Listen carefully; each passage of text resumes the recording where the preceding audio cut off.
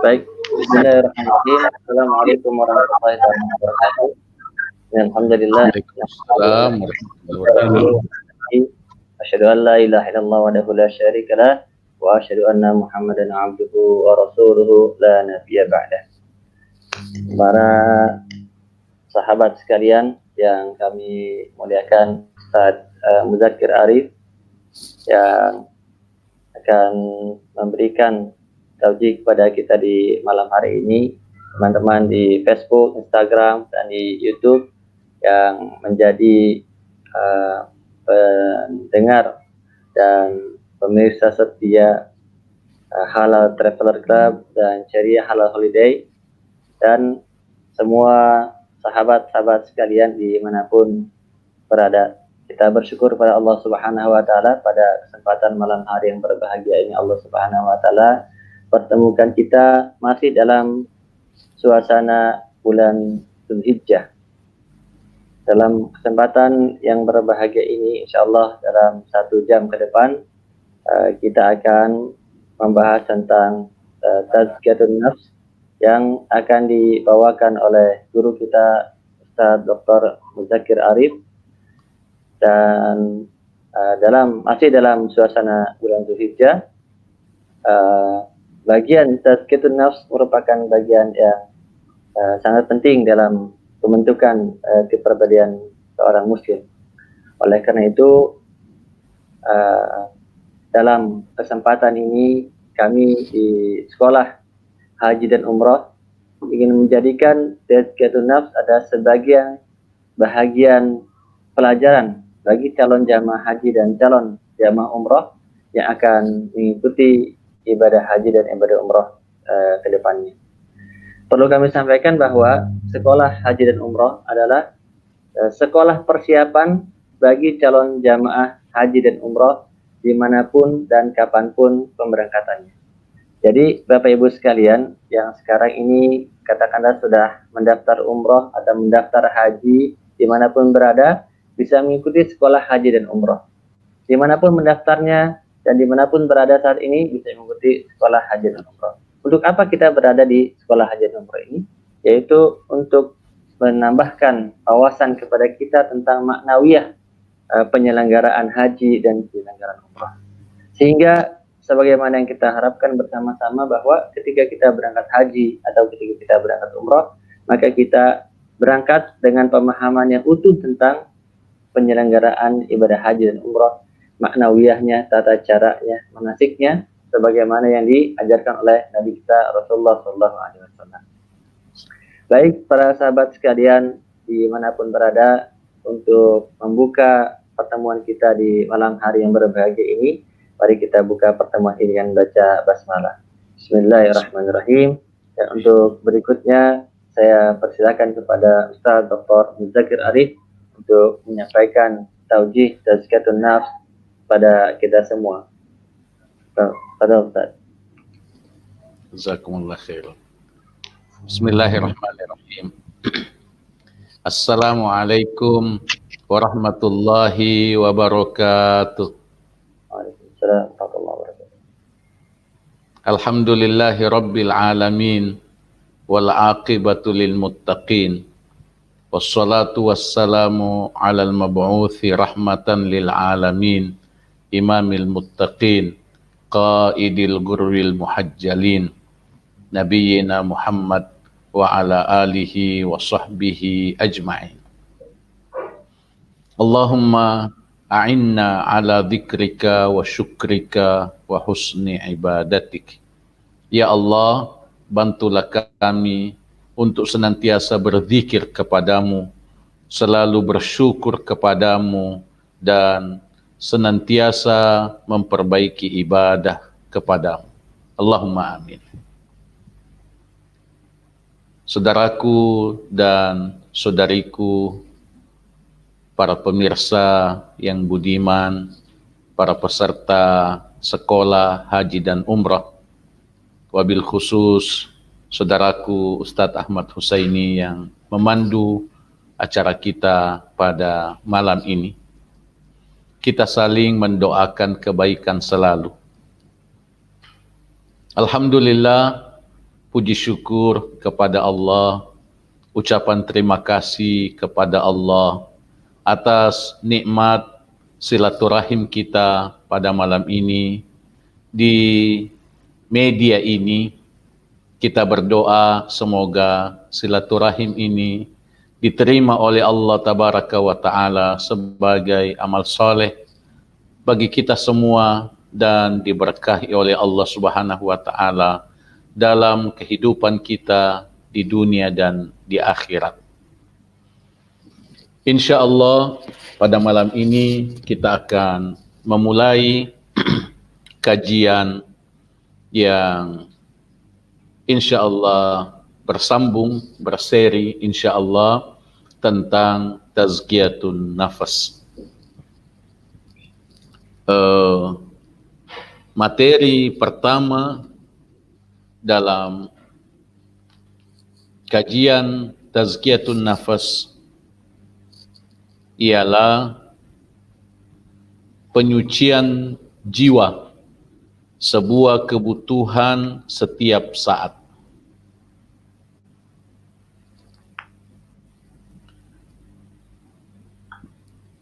Jiwa yang kuat bersumber dari jiwa yang besar.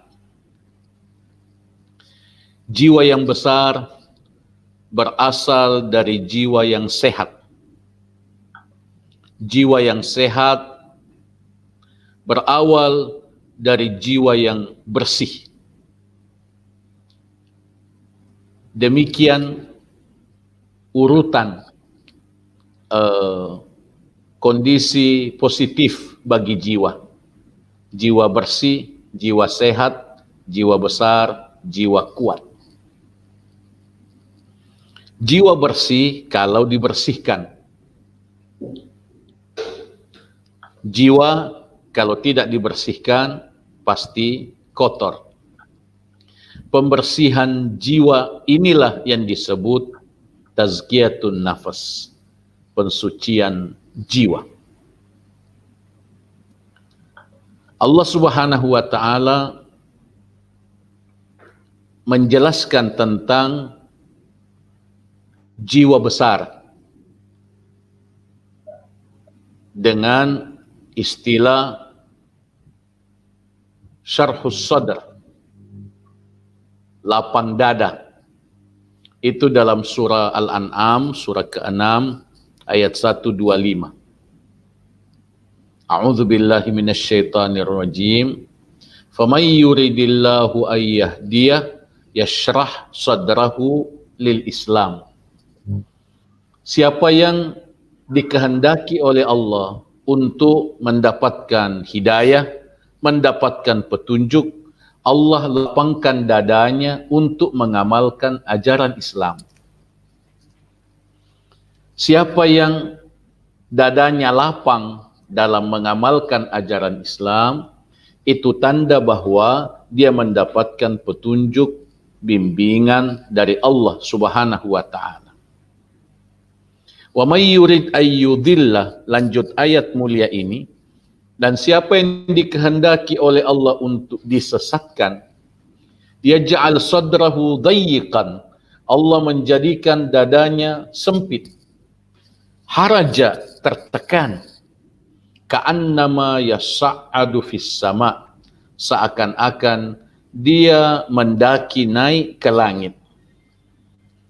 Orang yang merasa susah, merasa galau, merasa berat, tertekan, terbebani dalam mengamalkan ajaran Islam, itu adalah indikasi kurangnya atau tidak adanya hidayah dari Allah Tabaraka wa Ta'ala, wal'iyadzu billah.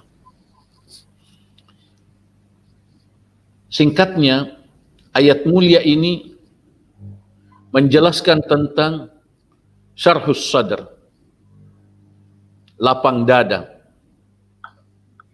yang merupakan hasil dari tazkiyatun nafas, pensucian jiwa yang menghasilkan jiwa yang sehat, dan jiwa yang sehat itulah yang ditingkatkan menjadi lapang dada, jiwa besar, dan jiwa besar itulah yang kemudian menjadi jiwa yang kuat. Pengertian tazkiyatun nafas, penyucian jiwa. Penyucian jiwa ialah semua amal ibadah yang diniatkan untuk menyucikan jiwa dari noda dosa, untuk mendapatkan semua kebaikan dari Allah Tabaraka wa Ta'ala. Tazkiyatun nafas adalah proses pembersihan jiwa dari noda-noda dosa.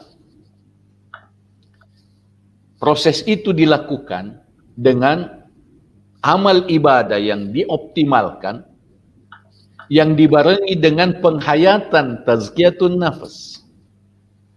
Amal ibadah yang dibarengi dengan amal hati, niat untuk mensucikan hati dari noda-noda dosa. Oleh karena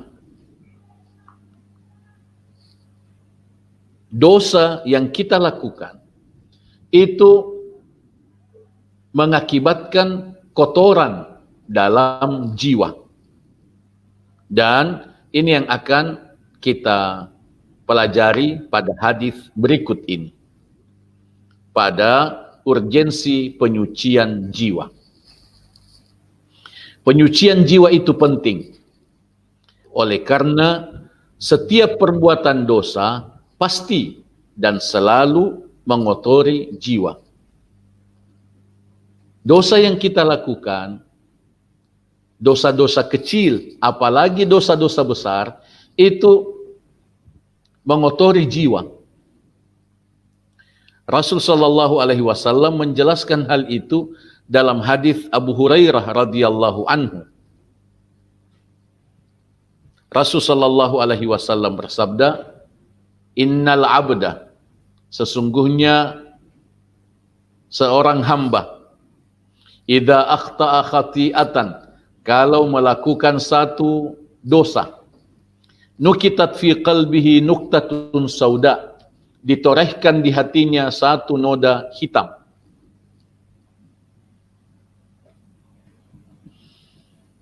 Fa idza huwa nazza, kalau ia menarik diri dari dosa, wastaghfara, dan memohon ampun kepada Allah, wataba, dan bertaubat, sukila qalbu, disucikan hatinya, dikemilaukan hatinya.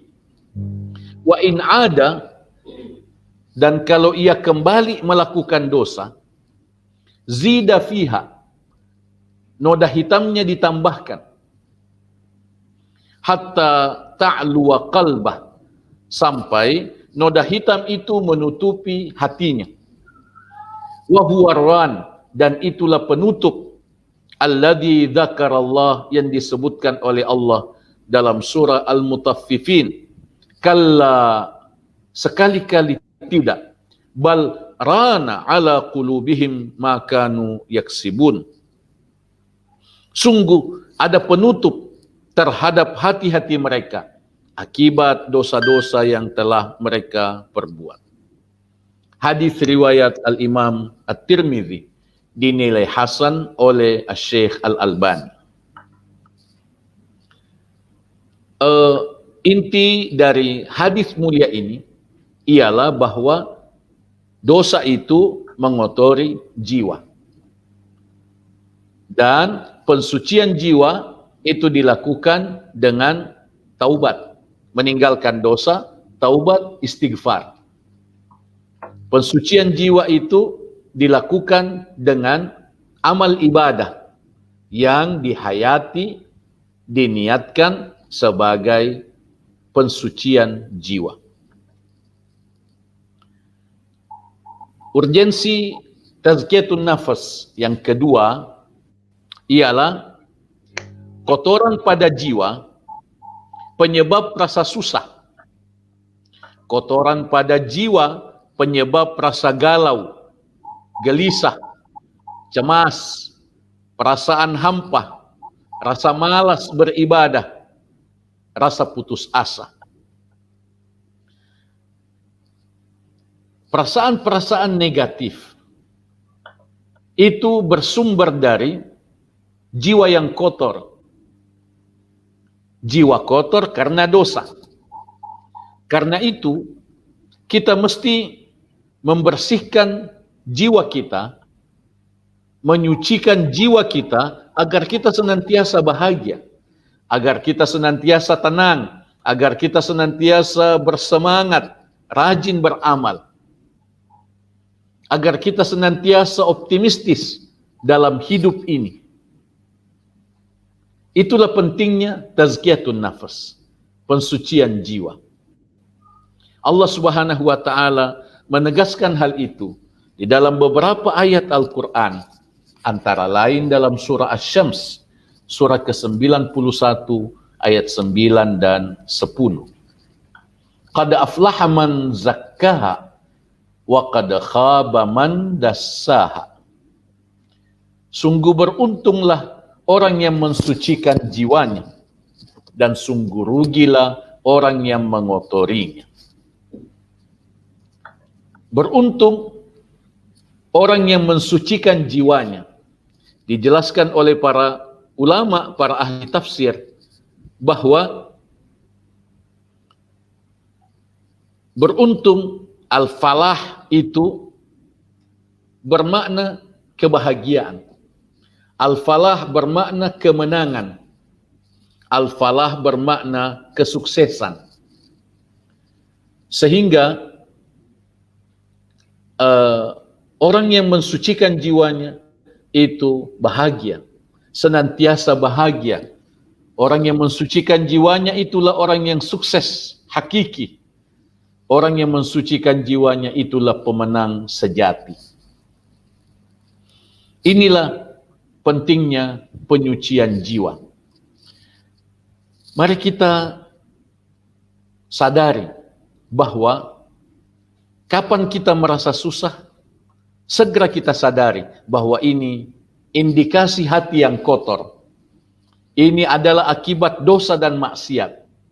Agar kita segera mengamalkan solusi Islami, Islamic solution, Islamic problem solving, agar kita tidak mencari solusi yang lain, agar kita tidak menjadikan dosa sebagai solusi, agar kita tidak mencari kebahagiaan dengan menambah dosa. Kita jadikan amal ibadah, terutama sekali taubat, istighfar, kita jadikan sebagai solusi terhadap kesusahan, kegelisahan, kegalauan, kecemasan, rasa hampa yang mungkin saja terkadang kita alami. Penyucian jiwa adalah kebutuhan kita setiap saat, untuk bahagia setiap saat, untuk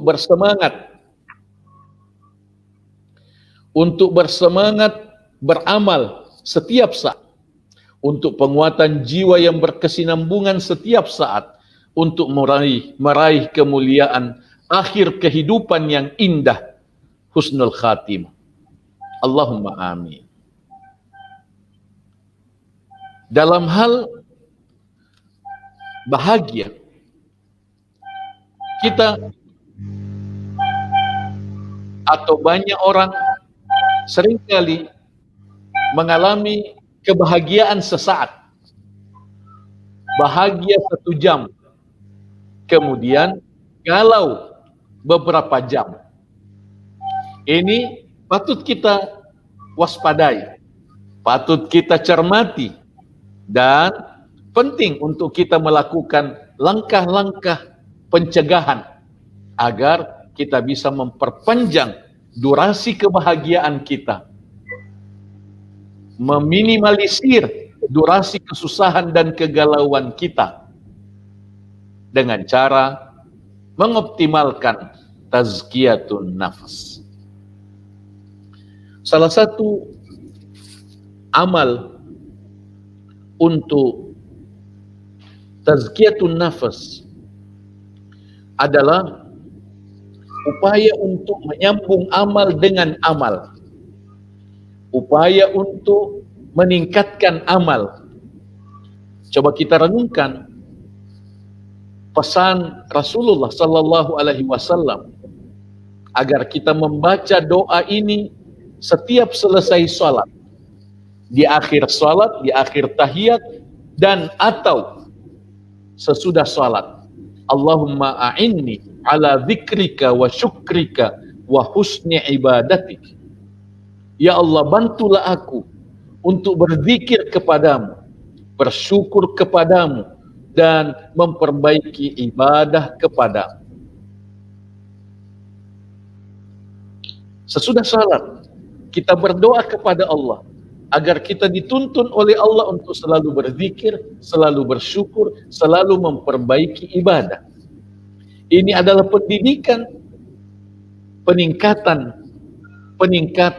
zikir, peningkatan syukur, peningkatan ibadah, agar kita menyambung amal dengan amal. Ini adalah tazkiyatun nafas yang berkesinambungan, kebahagiaan yang berkesinambungan, ketenangan yang berkesinambungan untuk mencapai haqqa tuqati, takwa yang sebenar-benarnya.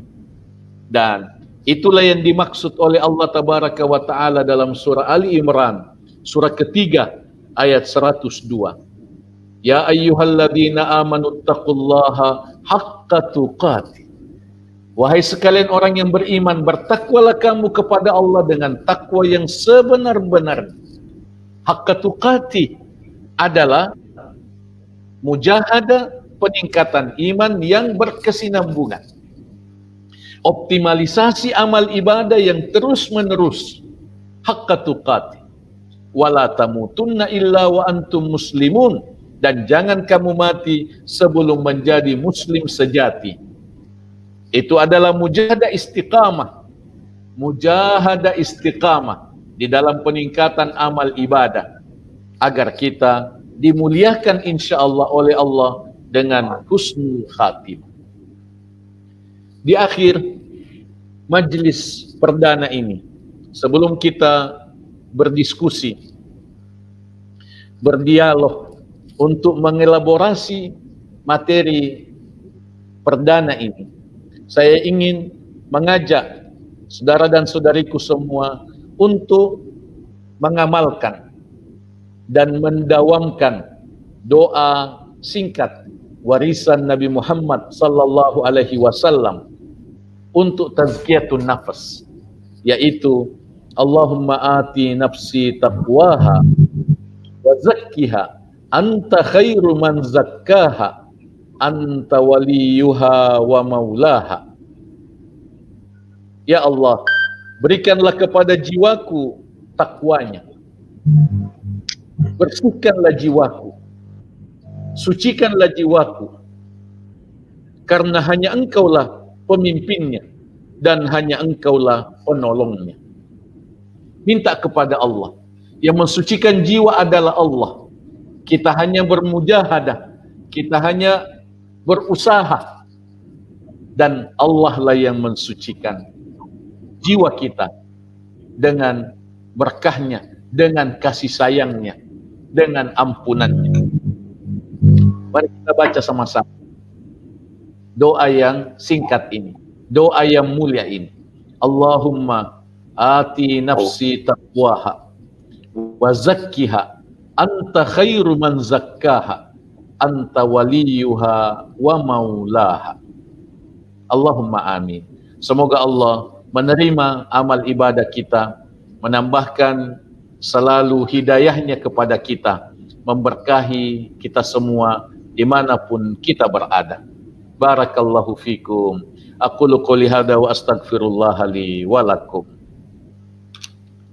Syukran.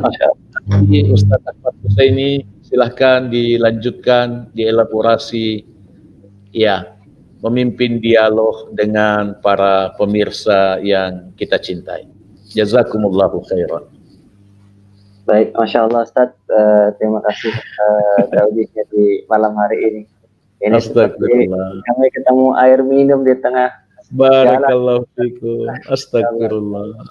Ya, Fadal. Masya baik. Allah. Allah luar biasa, teman-teman semuanya, pemirsa di Facebook, Instagram, dan di YouTube. Untuk kawan-kawan sekalian yang ada pertanyaan di kajian malam hari ini, bisa langsung menyampaikan pertanyaannya di komentar, dan insya Allah langsung akan dijawab oleh Ustadz Muzakir Arif. Saya persilakan kawan-kawan sekalian, baik di YouTube, Instagram, maupun di Facebook untuk menyampaikan pertanyaan-pertanyaannya langsung di kolom komentar, dan insya Allah akan langsung dijawab oleh Ustaz Dr. Muzakir Arif.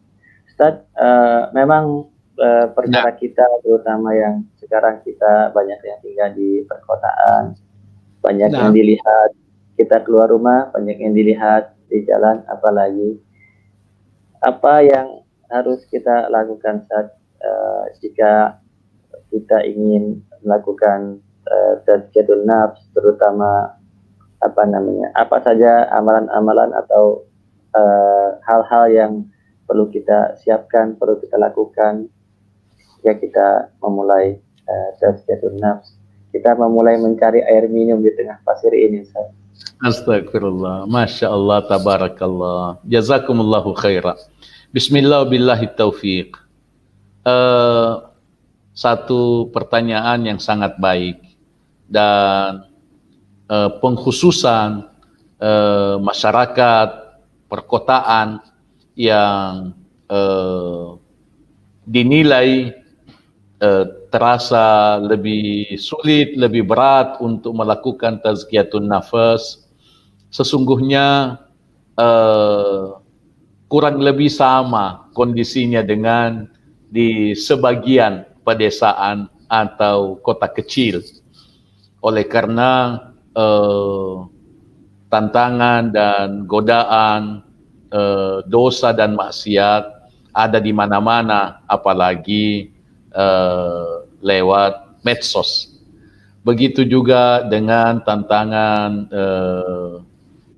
kehidupan, ya, keseharian. Peluang untuk berbuat dosa ada di mana-mana, tidak hanya di kota tapi juga di pedesaan. Yang kedua, sesungguhnya setiap muslim mesti mempunyai program harian.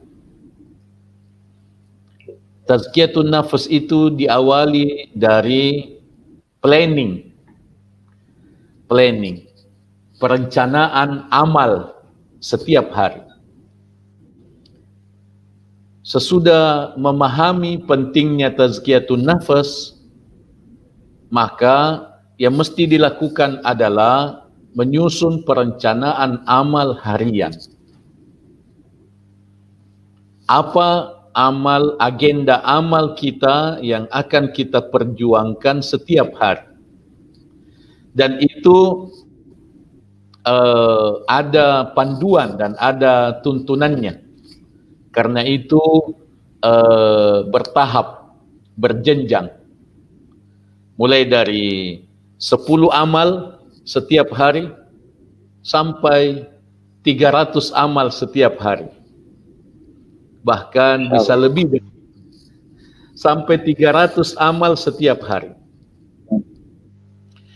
Itu bertahap, berjenjang, dan itulah medan mujahadah, itulah medan optimalisasi kita.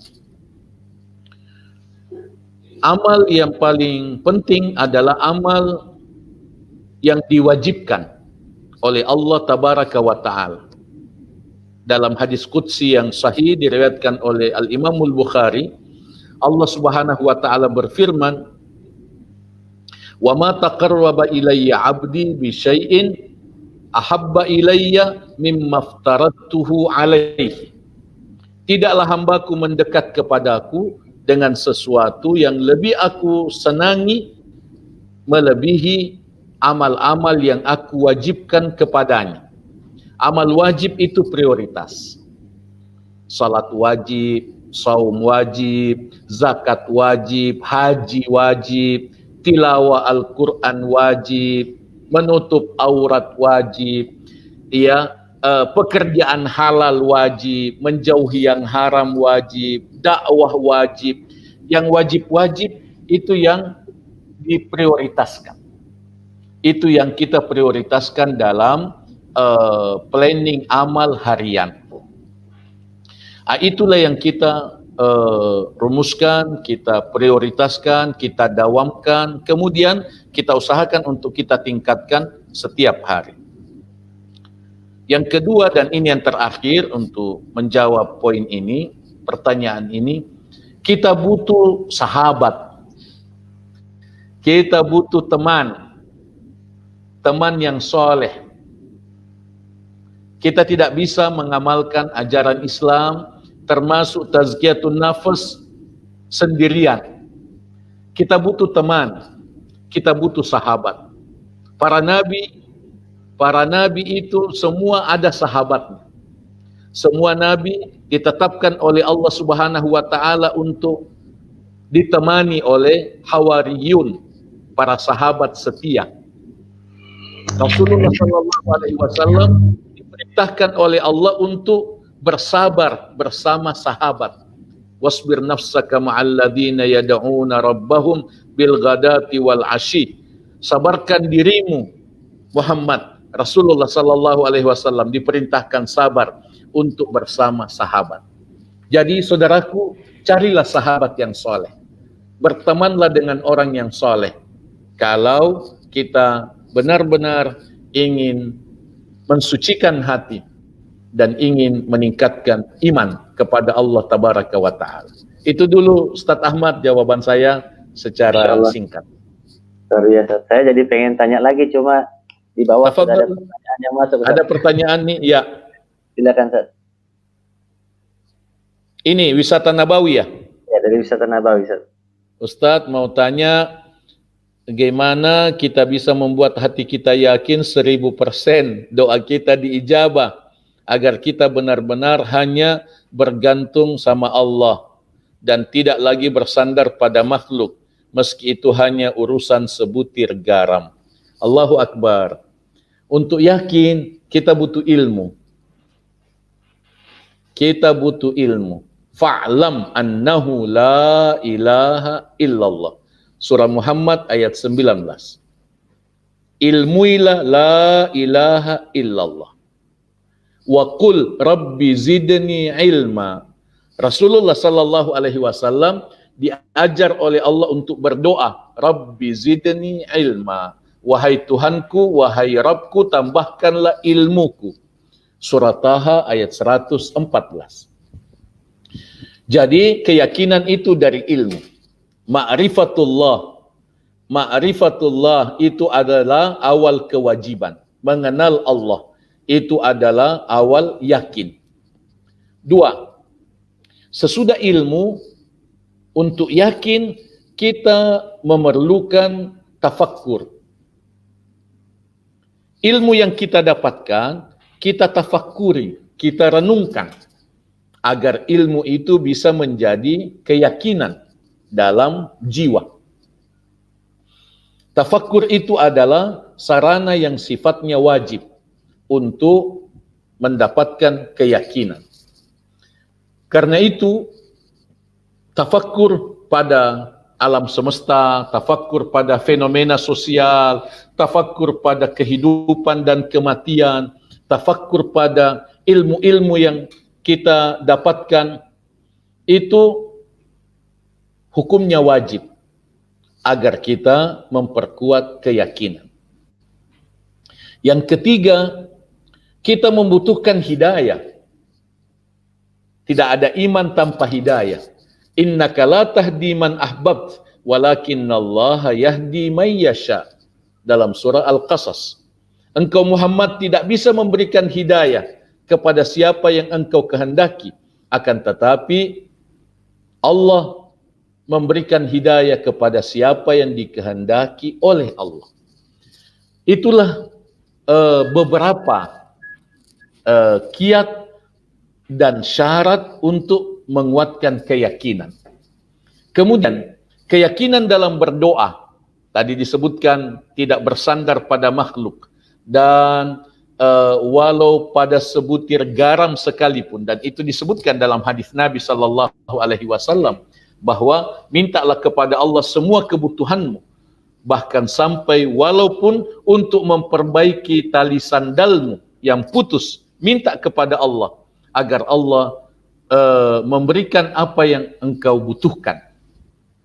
Kekuatan keyakinan pada doa itu dibangun dengan memenuhi syarat-syarat doa yang disebutkan oleh Allah Subhanahu wa taala dalam surah Al-Baqarah. Wa idza sa'alaka 'ibadi 'anni fa inni qarib ujibu da'watad da'i idza da'an. Jika hambaku bertanya kepadamu tentang aku, tentang Allah, sesungguhnya aku dekat. Aku memenuhi panggilan, seruan hambaku jika hambaku berdoa kepadaku. Falyastajibu li wal yu'minu bi.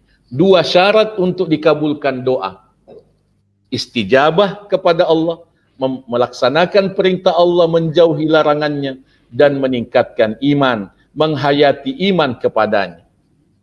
Itu penting untuk kita lakukan.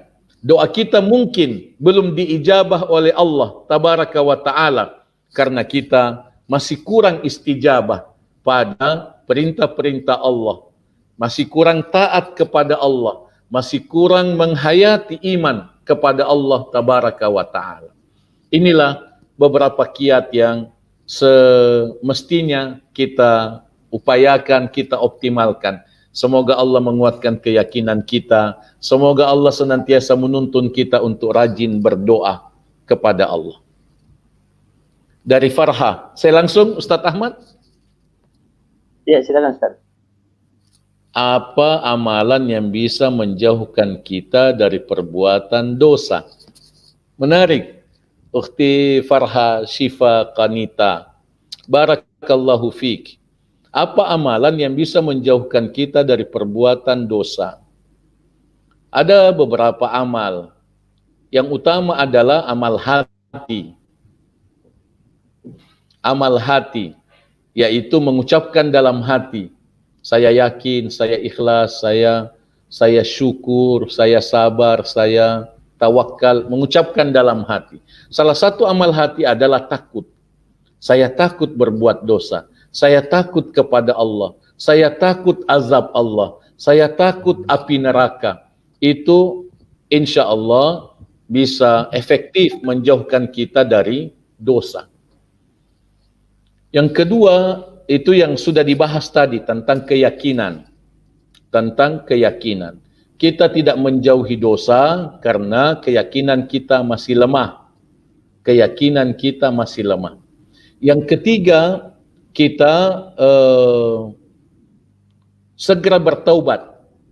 Dalam Al-Quran, dalam surah Al-Imran ayat 134, 135, Allah Subhanahu wa ta'ala menjelaskan bahwa orang yang bertakwa itu kalau melakukan dosa cepat taubat. Kalau melakukan dosa cepat taubat. Alladzina yunfiquna fis sarra'i wad dharra wal kadhiminal ghaidha wal 'afina 'anil nas wallahu yuhibbul muhsinin. Walladzina idza fa'alu fahisyah. Orang yang bertakwa itu kalau melakukan fahisyah. Fahisyah itu dosa yang berkaitan dengan zina.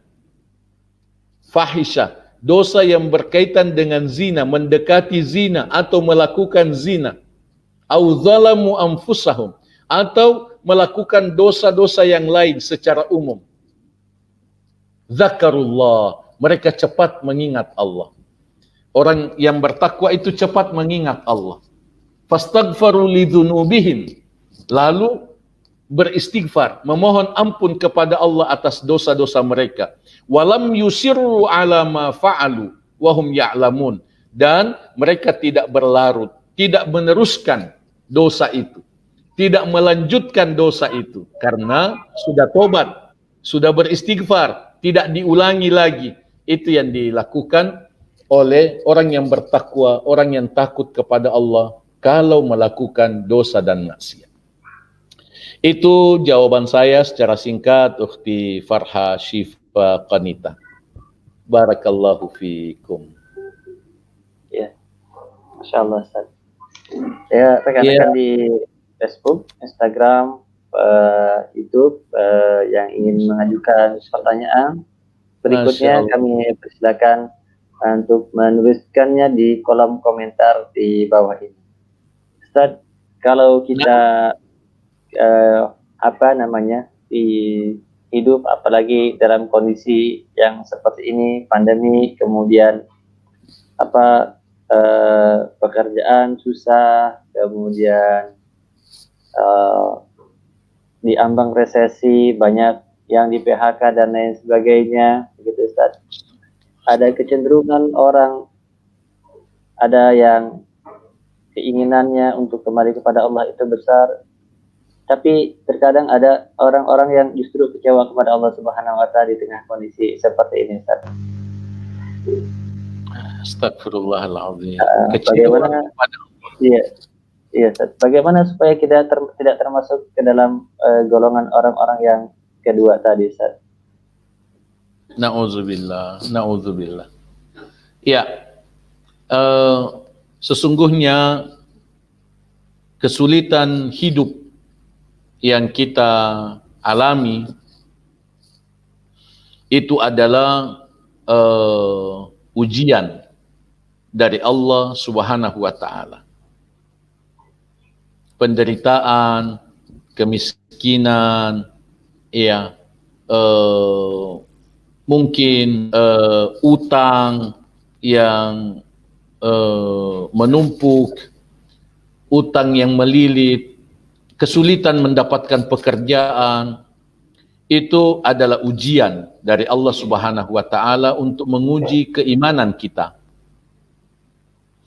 Jadi disinilah keimanan kita diuji, disinilah keyakinan kita diuji. Sesungguhnya kondisi sulit, kondisi menderita, termasuk ujian penyakit bagi orang yang sedang sakit, itu sesungguhnya adalah peluang untuk mendapatkan rahmat, kasih sayang, berkah dari Allah Subhanahu wa Ta'ala. Kalau kita ikhlas, kalau kita sabar, kalau kita mendekat kepada Allah Tabaraka wa Ta'ala. Karena penderitaan-penderitaan ini adalah penghapus dosa. Penghapus dosa. Sesungguhnya di dalam hadis disebutkan rasa capek, rasa lelah dalam kebaikan, lelah mencari nafkah, itu dipahalai oleh Allah dengan dihapuskan dosa kita sesuai dengan keikhlasan dan kesabaran kita. Penyakit, penderitaan, kesulitan hidup, semua itu adalah penghapus dosa.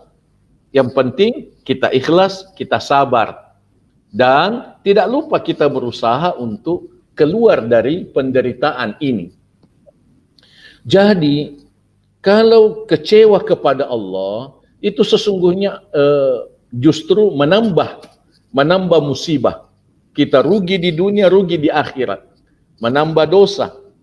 Dan itu adalah indikasi kuat, indikasi nyata terhadap lemahnya iman, lemahnya keyakinan. Mohon maaf, saya pending dulu tambahan jawaban ini supaya tidak panjang. Saya melihat banyak pertanyaan lain, Ustadz Ahmad. Silahkan. Ya, silakan Ustadz. Yang mana dulu nih saya baca? Yang tampil di layar, Ustadz. Yang tampil di layar ya? Ya. Karena ya, Ustadz mau bertanya, ketika menjalankan amalia ibadah, terkadang kita selalu ingin mendapatkan sesuatu, salah satunya pahala. Nah, yang jadi pertanyaannya, bagaimana beribadah dengan ikhlas? Menarik sekali. Alawi AL. Ikhlas itu adalah keinginan untuk mendapatkan balasan dari Allah. Memang ada pemahaman sebagian saudara kita bahwa ikhlas itu tidak mengharapkan balasan apapun dari Allah. Pemahaman ini penting untuk kita evaluasi, penting untuk kita koreksi, karena ikhlas itu adalah mengharapkan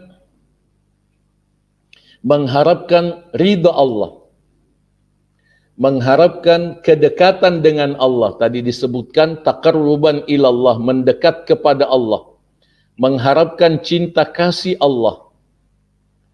Itu sama dengan mengharapkan pahala. Ada yang mengatakan kalau mau dapat pahala berarti tidak ikhlas. Kalau mau dapat surga berarti tidak ikhlas. Itu penting untuk kita revisi, penting untuk kita koreksi kembali, karena kita meyakini bahwa amal itu ditimbang. Amal itu ditimbang. Fa amma man thaqulat mawazinu fahuwa fi 'ishatir radiyah. Siapa yang berat timbangan kebaikannya, dia masuk surga. Wa amma man khaffat mawazinu fa ummuhu hawiyah. Siapa yang ringan timbangan kebaikannya, maka tempat kembalinya neraka hawiyah. Jadi amal itu ditimbang. Karena itu kita dimotivasi beramal supaya pahala kita banyak. Supaya pahala kita banyak. Jadi beramal untuk dapat pahala yang banyak, itulah ikhlas. Beramal untuk masuk surga, itulah ikhlas. Iya. Dan itu sama dan tidak bertentangan dengan mengharapkan ridha Allah, rahmat Allah, berkah Allah tabaraka wa ta'ala. Nah, saya baca ya, Rabita Karimah. Bagaimana caranya kita selalu sabar untuk menghadapi ujian? Cara yang pertama ialah mengucapkan dalam hati, saya sabar. Ya Allah saya sabar, ya Allah saya sabar. Itu yang pertama. Yang kedua, kita mengucapkan inna lillahi wa inna ilaihi raji'un. Allahumma ajurni fi musibati wa akhluf li khairan minha. Sesungguhnya kita ini milik Allah dan kita pasti kembali kepada Allah. Ya Allah, berikanlah pahala kepadaku atas musibahku dan gantikanlah musibahku ini dengan yang lebih baik. Itu anjuran Rasulullah sallallahu alaihi wasallam ketika kita mendapatkan musibah. Yang ketiga ialah kita menjaga hati dan lisan kita untuk tidak mengeluh. Mohon maaf.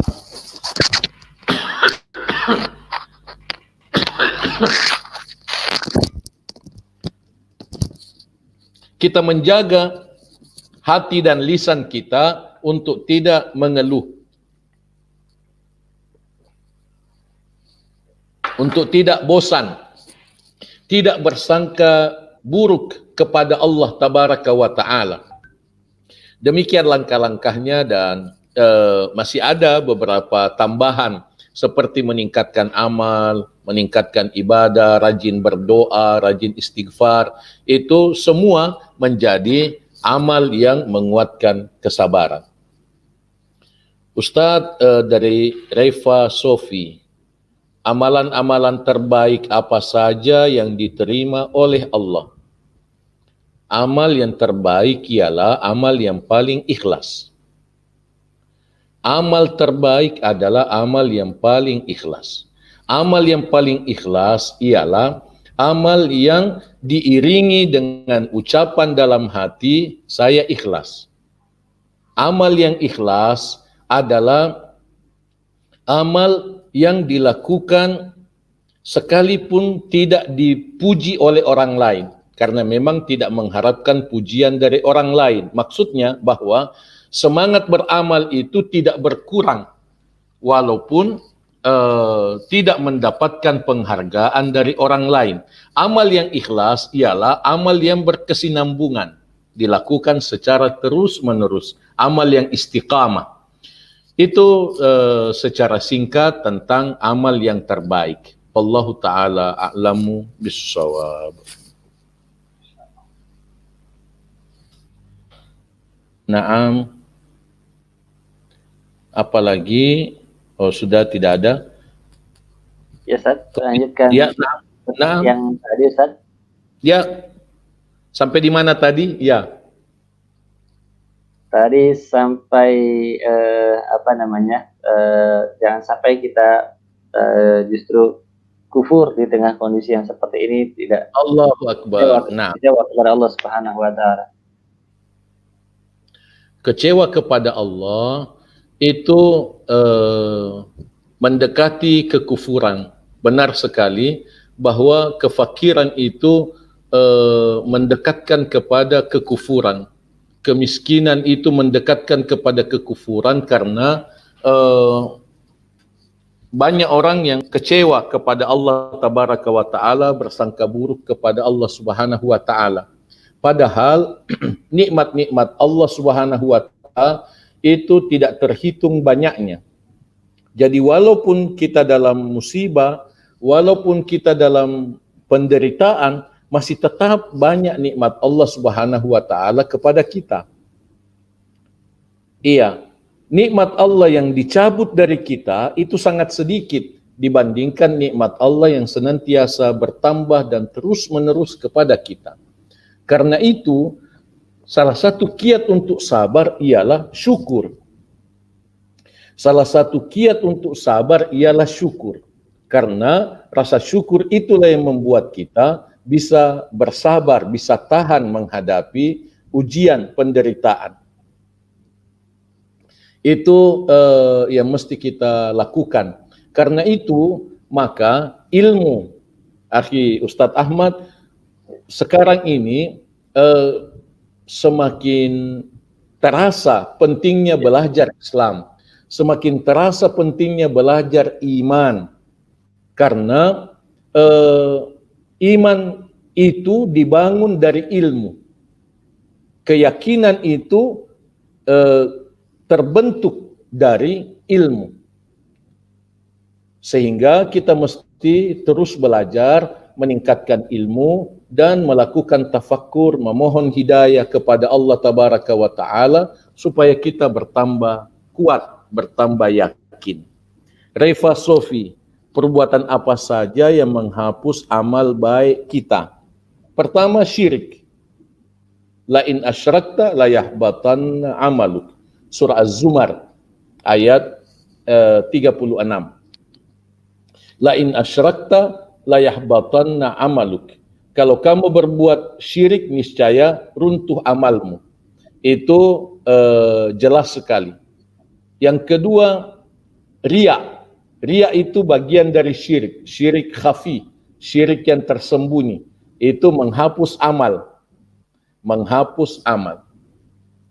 Yang ketiga adalah hasad. Hasad, rasa tidak senang melihat orang senang. Rasa tidak senang melihat orang mendapatkan nikmat. Itu hasad. Itu juga menghapuskan amal. Itu juga menghapuskan amal.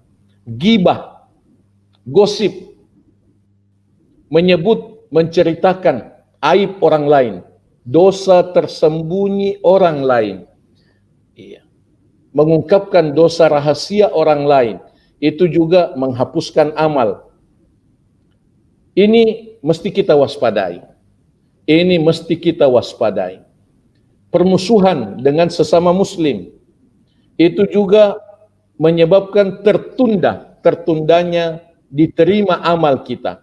Insya Allah tidak terhapus amalnya, insya Allah diterima oleh Allah, tapi tertunda kalau kita bermusuhan dengan sesama muslim. Itu antara lain beberapa hal yang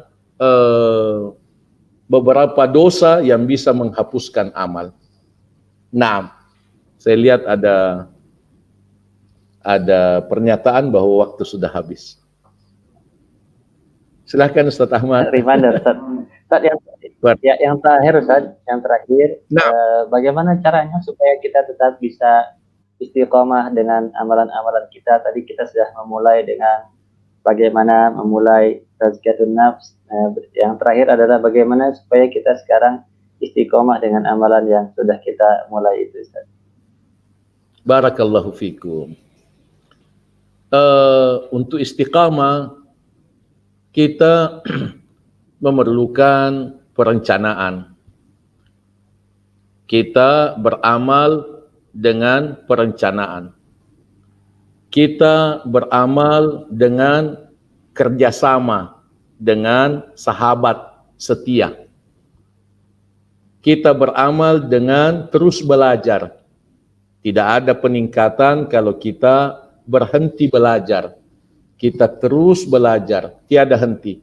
Karena ilmu itu adalah bahan tambahan keyakinan. Kita diwajibkan untuk terus melakukan muhasabah, introspeksi diri. Introspeksi diri untuk memahami kekurangan-kekurangan diri, untuk memperbaharui taubat, dan untuk meningkat. Kita mesti rajin beramal, tapi tidak boleh merasa sudah banyak amal. Ini penting. Kita mesti rajin beramal, tapi tidak boleh merasa lebih soleh dari orang lain. Kita mesti selalu merasa masih kurang amal. Kita mesti selalu merasa masih banyak dosa. Sehingga kita termotivasi untuk selalu meningkat, selalu meningkat. Karena peningkatan itulah istiqamah. Hakikat istiqamah itu ada pada peningkatan. Karena itu kita mesti selalu berusaha agar mewujudkan peningkatan-peningkatan itu setiap hari. Wallahu ta'ala a'lamu bis-shawab. Nah, Masya Allah. Baik, terima kasih banyak Ustaz. semoga Allah mempertemukan kita di surga. Amin. Yang luar biasa untuk kita semua di kesempatan malam hari yang berbahagia ini. Mudah-mudahan Ustaz tetap sehat dan tidak bosan-bosan memberikan. Amin. Barakallahu. Teman-teman semuanya juga kami ucapkan terima kasih atas partisipasinya dalam pertanyaan-pertanyaan di channel YouTube maupun Instagram, di live Facebook, dan mudah-mudahan pertemuan kita pada malam hari ini bukan pertemuan yang terakhir, tapi ini adalah salah satu cara kita untuk lebih dekat pada Allah Subhanahu wa Ta'ala. Dan yang terakhir kami minta kepada Ustadz untuk menutup dengan doa pertemuan kita di malam hari yang berbahagia ini, Ustadz. Barakallahu fikum. Bismillahirrahmanirrahim. Alhamdulillahi rabbil alamin. Wassalatu wassalamu ala asyrafil mursalin. Nabiyyina Muhammadin wa ala alihi wa sahbihi ajma'in. Allahumma inna nas'aluka bi annana nashhadu bi annaka antallah. La ilaha illa antal ahadus samad.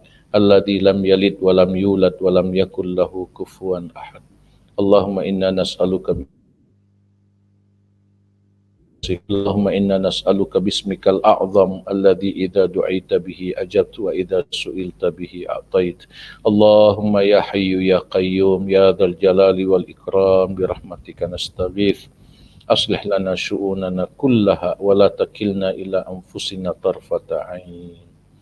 Allahumma inna nas'aluka minal khairi kulli ajilihi wa ajilihi ma alimna minhu wa ma lam na'lam wa na'udzu bika minasy syarri kulli ajilihi wa ajilihi ma alimna minhu wa ma lam na'lam. Allahumma inna nas'aluka min khairi ma sa'alaka 'abduka wa nabiyyuk wa na'udzu bika min syarri ma 'adza bihi 'abduka wa nabiyyuk. Allahumma inna nas'alukal jannah wa ma qarraba ilaiha min qawlin aw amal wa na'udzu bika minan nar wa ma qarraba ilaiha min qawlin aw amal. ونسألك أن تجعل كل قضاء قضيته لنا خيرا. ربنا اغفر لنا ولوالدينا وارحمهم كما ربونا صغارا. ربنا اصرف عنا عذاب جهنم إن عذابها كان غراما إنها ساءت مستقرا ومقاما. ربنا هب لنا من أزواجنا وذرياتنا قرة أعين واجعلنا للمتقين إماما. اللهم اغفر للمسلمين والمسلمات والمؤمنين والمؤمنات الأحياء منهم والأموات إنك سميع قريب مجيب الدعوات وقاضي الحاجات يا حي يا قيوم يا ذا الجلال والإكرام. اللهم إنا نسألك أن تيسر لنا الحج والعمرة وأن توفقنا للحج والعمرة وأن تتقبلهما منا برحمتك يا أرحم الراحمين. اللهم أعنا على ذكرك وشكرك وحسن عبادتك. اللهم آت نفوسنا تقواها وزكها أنت خير من زكاها أنت وليها ومولاها. Allahumma ya Allah, tuntunlah kami semua, bimbinglah kami semua, sucikanlah hati kami semua, kuatkanlah iman kami semua, tambahkanlah hidayah-Mu ya Allah kepada kami semua. Pertemukanlah kami ya Allah dengan sahabat-sahabat sejati, sahabat-sahabat setia yang menuntun kami, yang membimbing kami ke jalan-Mu ya Allah dengan cara-Mu yang terbaik. Allahumma hadha du'auna wa minkal ijabah innaka qulta wa qawlukal haqq ud'uni astajib lakum fastajib du'aana ya Rahman. Rabbana atina fid dunya hasanah wa fil akhirati hasanah wa qina adzabannar. Allahumma amin. Shallallahu wa sallim wa barik ala nabiyyina Muhammad wa ala alihi wa sahbihi ajma'in. Subhanakallahumma bihamdik asyhadu an la ilaha illa anta astaghfiruka wa atubu ilaik. Wassalamualaikum warahmatullahi wabarakatuh. Waalaikumsalam warahmatullahi wabarakatuh. Terima kasih Ustaz Muzakir, sahabat-sahabat sekalian yang mengikuti live di semua channel kami, dan mudah-mudahan kita bisa dipertemukan lagi dalam kajian Tazkiyatun Nafs 2 pekan ke depan. Terima kasih Ustaz. Dan terima kasih sahabat-sahabat sekalian. Kita tutup subhanakallahumma bihamdik asyhadu an la ilaha illa anta astaghfiruka wa atubu ilaik. Wassalamualaikum warahmatullahi taala wabarakatuh. Waalaikumsalam warahmatullahi wabarakatuh.